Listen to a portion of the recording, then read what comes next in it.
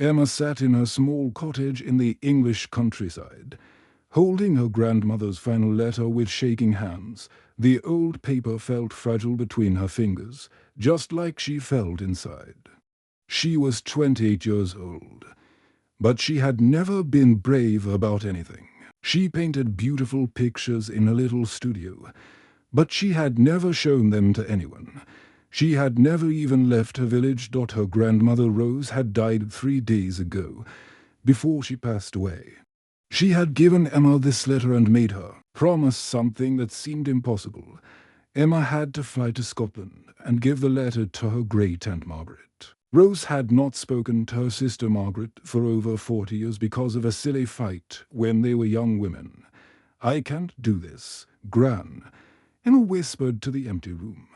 Her voice sounded small and scared. She looked round her cottage at all the familiar things that made her feel safe. Her easel stood in the corner with a half-finished painting of the village church. Her cat Whiskers slept peacefully on the windowsill. Everything here was known and comfortable. But Emma had made a promise to her grandmother. Rose had been the only family Emma had left after her parents died when she was young.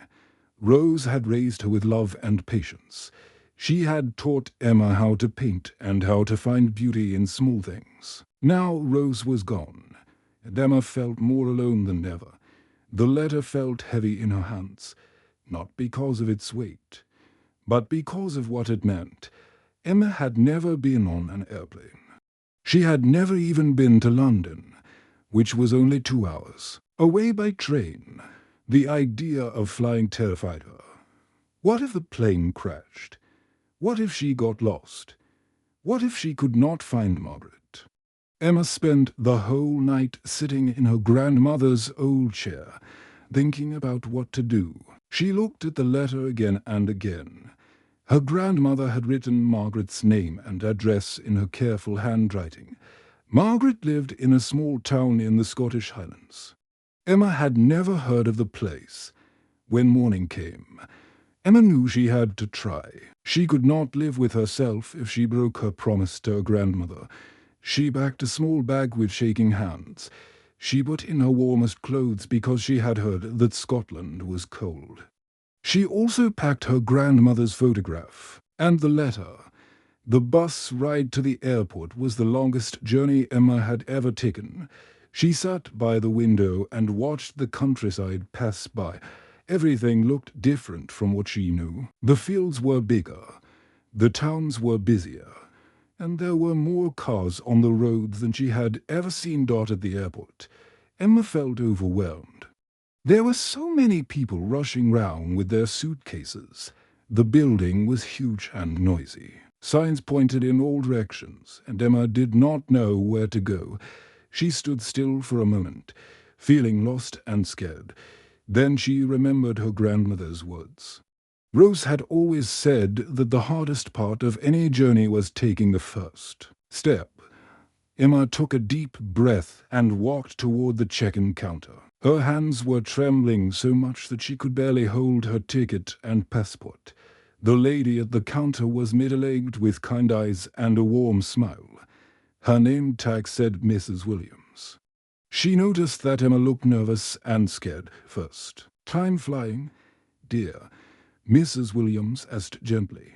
Her voice was soft and motherly. Emma nodded, not trusting herself to speak without crying. "Don't worry, love," Mrs. Williams said. "I can see you're scared, but you're here. That's the hardest part. Take deep breaths. Flying is much safer than driving a car. You're braver than you know." Mrs. Williams helped Emma with her boarding pass and explained where she needed to go. She spoke slowly and clearly, making sure Emma understood everything. She even drew a little map on a piece of paper showing Emma how to find her gate.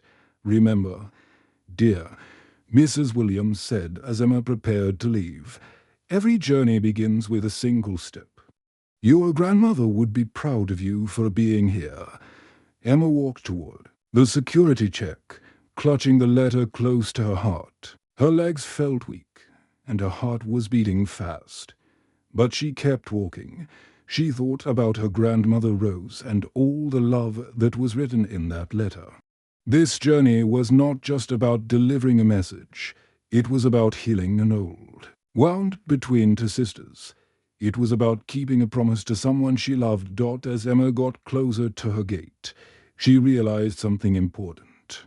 She was doing something she had never thought possible. She was being brave. Maybe, just maybe, she was stronger than she had ever imagined. Emma had managed to get through security and find her gate. But now she faced her biggest fear. The airplane looked enormous and frightening as she walked across the tarmac. Her legs felt like jelly, and her heart was pounding so hard she thought everyone could hear it. She clutched her grandmother's letter tighter, trying to find courage in the memory of Rose's gentle voice. The flight attendant, a young woman named Lucy, helped Emma find a seat. Emma sat down carefully, as if the seat might break.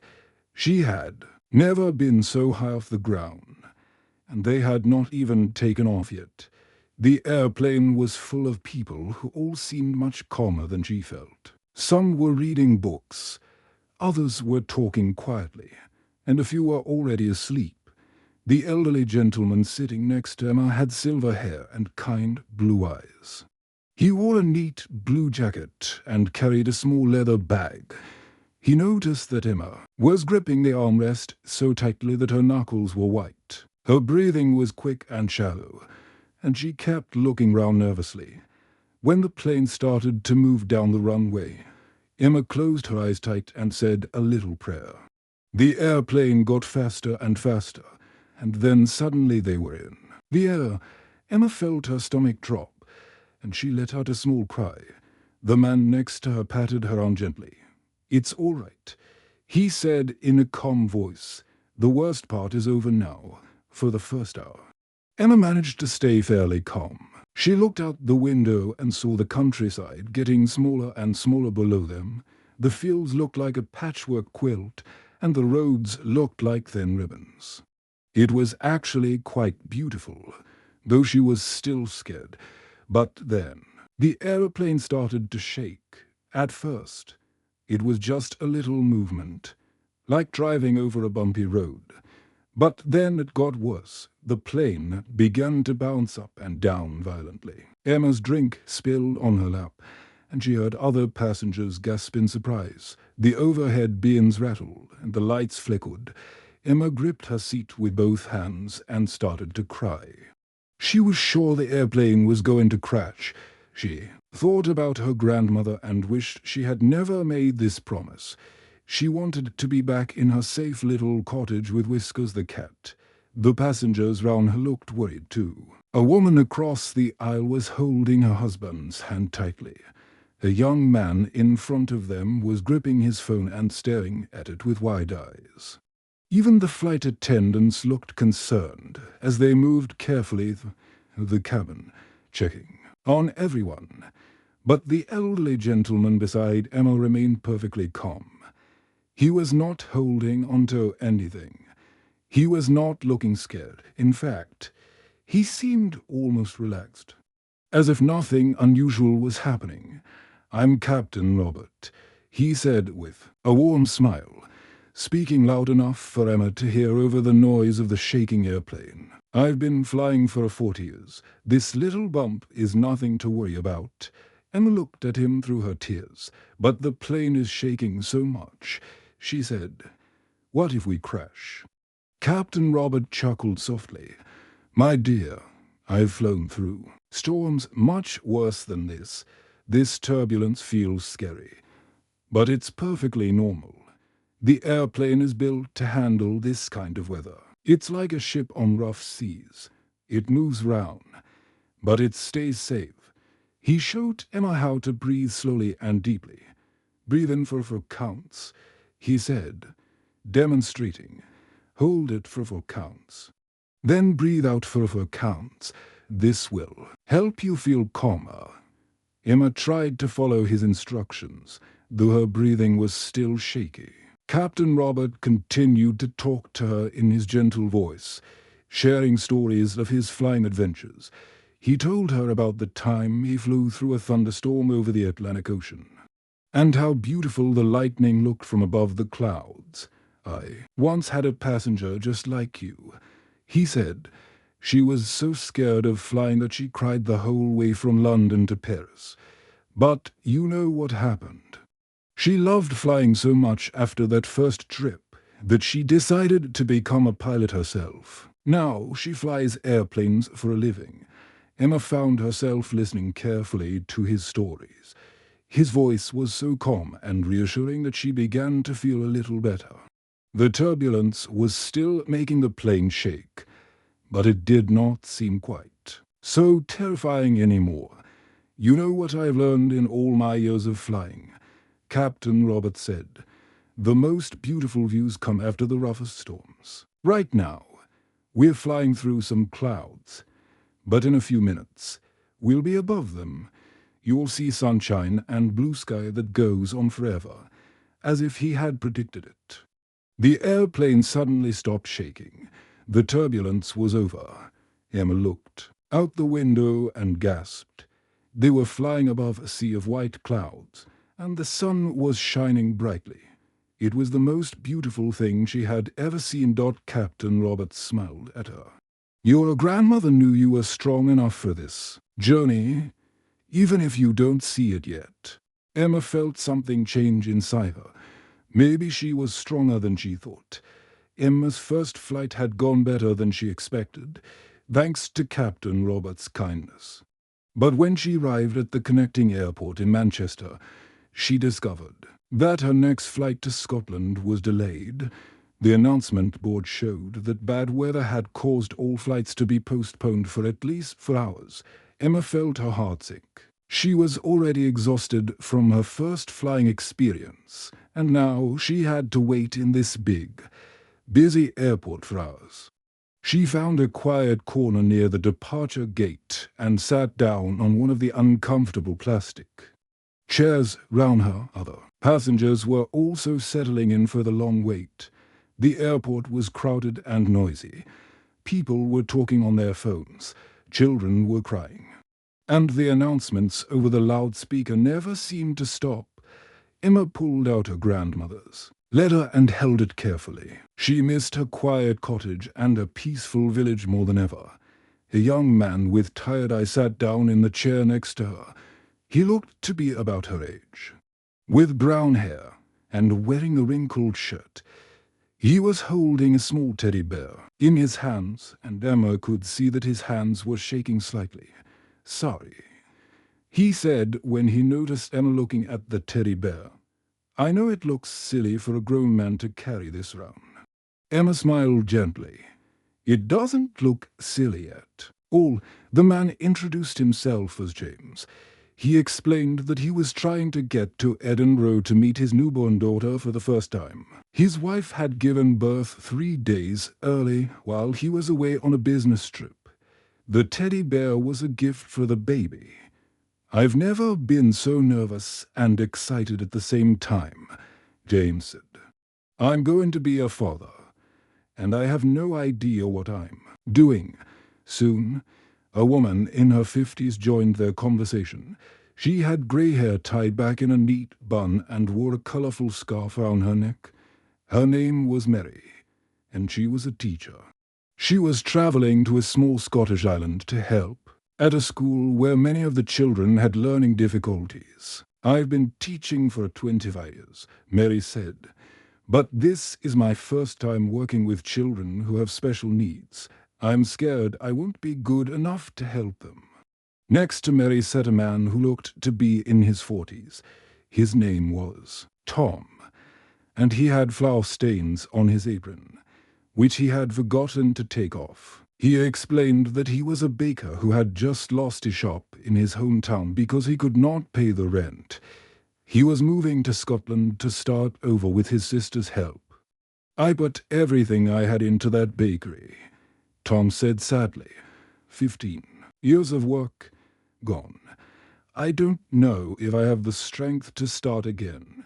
As the hours passed, the 4 strangers began to share more of their stories. Emma found herself talking about her grandmother Rose and the promise she had made.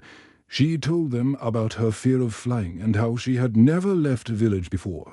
"I don't even know if I can find my great-aunt Margaret," Emma said. "What if she doesn't want to see me? What if this whole trip is a mistake?" James listened carefully to Emma's story. "My wife always says that every journey changes us somehow," he said. "We don't come back the same person who left. Maybe that's the real reason your grandmother wanted you to make this trip." Mary nodded in agreement. "You know what's beautiful about flying?" she said. "We're all strangers, but up there, we're all just people trying to get somewhere that matters to us. It doesn't matter if we're rich or poor, young or old. We all have the same hopes and fears." Tom smiled for the first time since Emma had met him. "You know, I was feeling sorry for myself about losing my bakery. But listening to all of you, I realize that everyone is carrying something heavy. At least I'm not alone in being scared."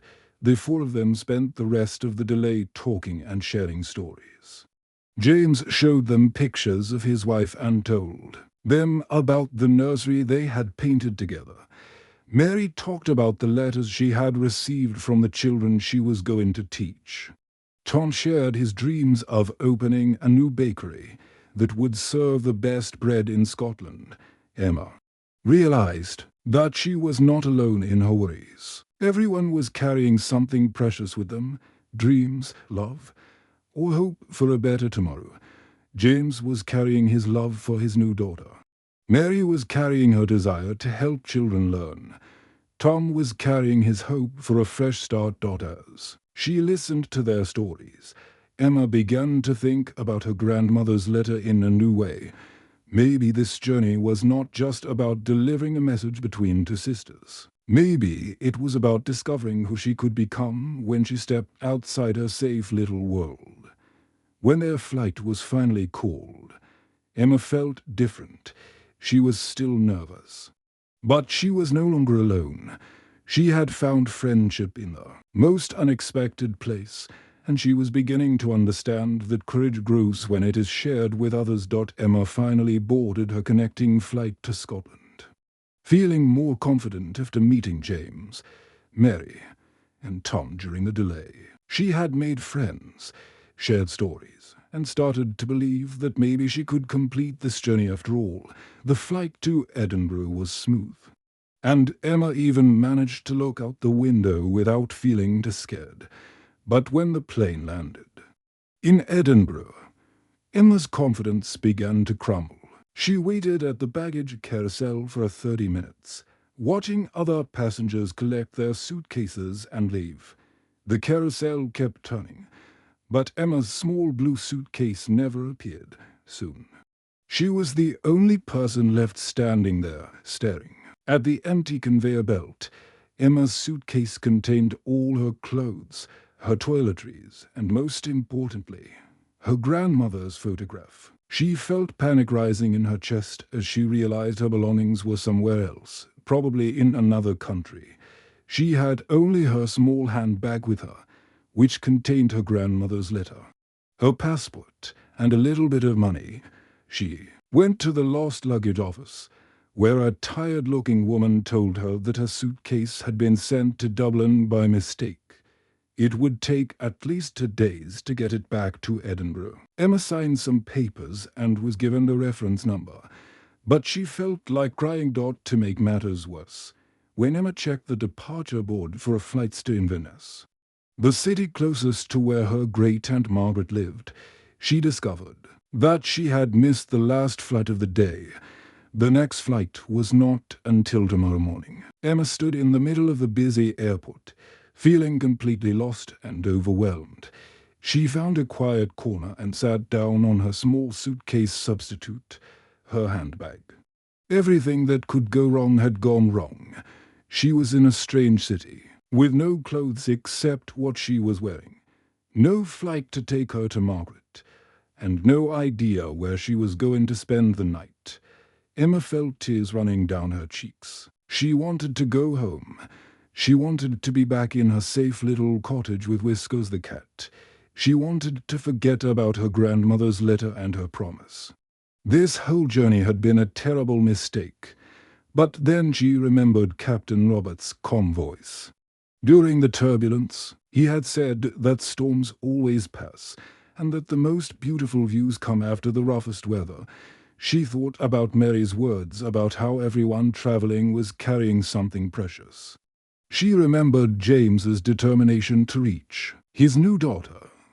Even though he was scared, Emma wiped her tears and took a deep breath. She walked to the information desk, where a young man with a friendly smile and a Scottish accent was helping other passengers. His name tag said David. When it was Emma's turn, she explained her situation. "Oh, you poor thing," David said with genuine concern. "Lost luggage and a missed flight. That's a rough day. But don't worry, we'll sort this out." David spent the next hour helping Emma. He was patient and kind, never making her feel stupid for being confused or upset. He helped her rebook her flight for the next morning and found her a reasonably priced hotel near the airport. He also gave her vouchers for meals and explained how to track her luggage online. "These things happen more often than you'd think," David said cheerfully. "Travel can be unpredictable, but look at what you've accomplished. You've made it this far from your village. You've flown in an airplane, navigated airports, and handled problems. Your grandmother would be proud." Emma looked at David with surprise. She had not thought about it that way. She had been so focused on what was going wrong that she had forgotten what was going right. She had traveled hundreds of miles from her small village. She had faced her biggest fear of flying and survived. She had made friends with strangers and learned that she was not alone in her worries. The scared girl who had left home that morning was gone. In her place was someone who could handle whatever came next. Emma might not have her suitcase, and she might be spending the night in a strange hotel, but she was still going. She was still keeping her promise to her grandmother. Emma found her payphone and called her neighbor back home. Mrs. Peterson had been taking care of Whiskers while Emma was away. "Mrs. Peterson, it's Emma," she said, and for the first time all day, her voice sounded strong. "Emma, dear, how are you? Are you safe?"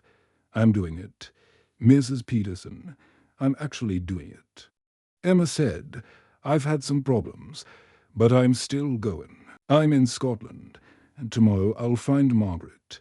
Mrs. Peterson could hear the change in Emma's voice. "You sound different, dear, stronger." Emma smiled as she hung up the phone. She was different. She was stronger, and tomorrow she would complete her journey. Emma woke up in the small hotel room near Edinburgh Airport feeling more determined than ever. She had slept better than expected, and the morning sun was shining through the window. Her flight to Inverness was in 3 hours, and she felt ready to complete her journey at the airport. David was working the early shift again. He smiled when he saw Emma and asked how she was feeling. Emma told him she was nervous, but excited. David wished her luck and reminded her that she had already proven she could handle anything. The flight to Inverness was short and smooth. Emma looked out the window at the Scottish Highlands below. The mountains were covered in green grass and purple heather, and small lakes sparkled like mirrors in the sunlight. It was the most beautiful landscape she had ever seen. When Emma arrived in Inverness, she took a bus to the small village where her great-aunt Margaret lived. The village was called Glenmore, and it was tucked between 2 hills beside a clear stream. Stone cottages with red roofs lined the narrow streets, and sheep grazed in the fields nearby. Emma walked through the village, checking house numbers against the address written on her grandmother's letter. Her heart was beating fast, but this time it was from excitement rather than fear. She was so close to completing her mission. Margaret's cottage was at the end of a quiet lane, with a garden full of colorful flowers. Emma stood at the gate for a moment, gathering her courage. She had come so far, and now she was just a few steps away from fulfilling her grandmother's dying wish. Emma knocked gently on the wooden door. After a moment, she heard footsteps inside. The door opened slowly, and Emma saw an elderly woman with silver hair and kind eyes that looked exactly like her grandmother's eyes. "Are you Margaret?" Emma asked softly. The woman stared at Emma for a long moment, and then tears began to fill her eyes. "You have Rose's eyes," she whispered. "You must be Emma." Emma was surprised. "You know who I am?" Margaret nodded. "I've been hoping someone would come. I've been waiting for news of my sister for so many years." Emma reached into her handbag and pulled out the letter. Her hands were shaking slightly as she held it out to Margaret. "My grandmother Rose asked me to give this to you. She passed away a week ago." Margaret took the letter with trembling hands. She invited Emma inside and made tea while Emma told her about Rose's final days. Margaret listened carefully, asking questions about Rose's life and her little cottage in England. Then Margaret sat down and opened the letter. Her eyes filled with tears as she began to read Rose's handwriting. After a moment, she began to read parts of the letter aloud. "My dearest sister Margaret," she read, "I have thought about you every day for 40 years. I was too proud and too stubborn to write to you before. But I cannot leave this world without telling you how sorry I am for the harsh words I spoke when we were young." Margaret's voice broke as she continued reading. "I know we argued about silly things that don't matter now. We were both young and foolish. But I want you to know that I have never stopped loving you.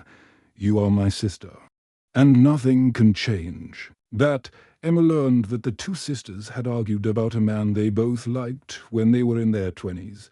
They had said cruel things to each other and had been too proud to apologize. Rose had moved to England, and Margaret had stayed in Scotland. Both of them had been waiting for the other to make the first move to heal their friendship.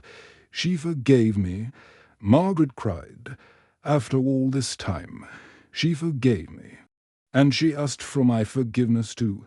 Margaret and Emma spent the afternoon looking at old photographs and sharing stories.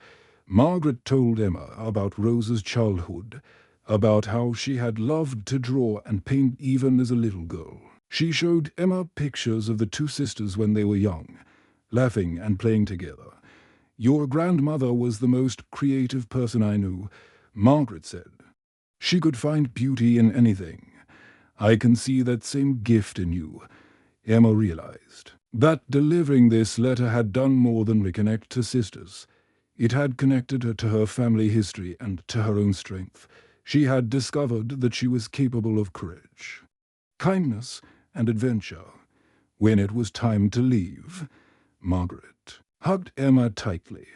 "Thank you for bringing me this gift," she said. "You have given me peace and the knowledge that my sister's love survived all these years." On the flight home, Emma was not afraid anymore. She looked out the window at the clouds below and felt grateful for everything she had experienced. She opened a small notebook and began to write about her journey. Emma planned to share her story with others who felt scared to take their first brave step, just as she had been scared a few days ago.